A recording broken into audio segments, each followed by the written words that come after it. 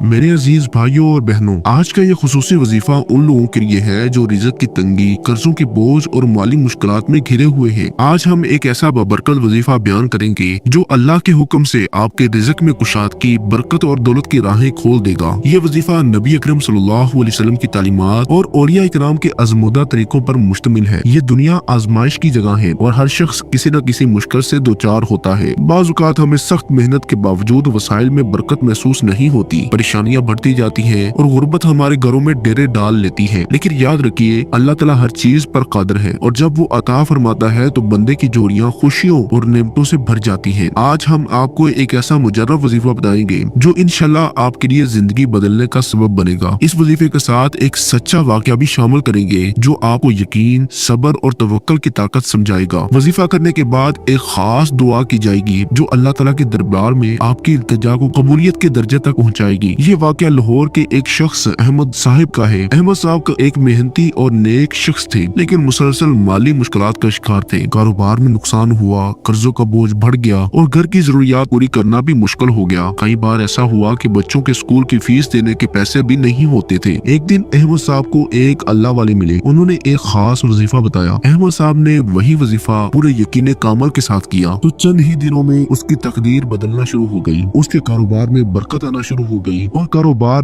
जो चल नहीं रहा था वो दिन दुगनी रात चुगनी तरक्की करने लगा। जो गुर्बत थी वो खुशहाली में बदल गई। ये खास वजीफा खास तौर पर किस नमाज के बाद करना है, लेकिन सबसे पहले बेहतरीन जो वक्त है वो फजर या इशा की नमाज के बाद का है। सबसे पहले बावजू हो जाए और 2 रकअत नफल नमाज हाजत अदा कर ले। नमाज के बाद 3 मरतबा अस्तगफार पढ़े। अस्तगफिरुल्लाह रब्बी मिन कुल्ली ज़ंबिन व अतूबु इलैहि, अस्तगफिरुल्लाह रब्बी मिन कुल्ली ज़ंबिन व अतूबु इलैहि, अस्तगफिरुल्लाह रब्बी मिन कुल्ली ज़ंबिन व अतूबु इलैहि। इसके बाद आपने 11 मरतबा दुरूद इब्राहिमी पढ़ लेना है। वैसे तो आप कोई सा भी दुरूद पाक पढ़ सकते हैं। आप सल्लल्लाहु अलैहि वसल्लम पढ़ लें या आप सल्लल्लाहु अला मुहम्मद पढ़ लें या आप नमाज वाला दुरूद इब्राहिमी पढ़ लें, जो कि सबसे बेस्ट और बेहतर है। एक बार सवाब की नियत से मेरे साथ भी पढ़िएगा। अल्लाहुम्मा सल्ली अला मुहम्मद व अला आलि मुहम्मद कमा सल्लैता अला इब्राहीम व अला आलि इब्राहीम इन्नका हमीदुम मजीद। अल्लाहुम्मा बारिक अला मुहम्मद व अला आलि मुहम्मद कमा बारकता अला इब्राहीम व अला आलि इब्राहीम इन्नका हमीदुम मजीद। जब आप 11 मरतबा दुरूद इब्राहिमी पढ़ लें तो उसके बाद आपने 313 मरतबा ये आयत करीमा पढ़नी है। वमन यतकिल्लाह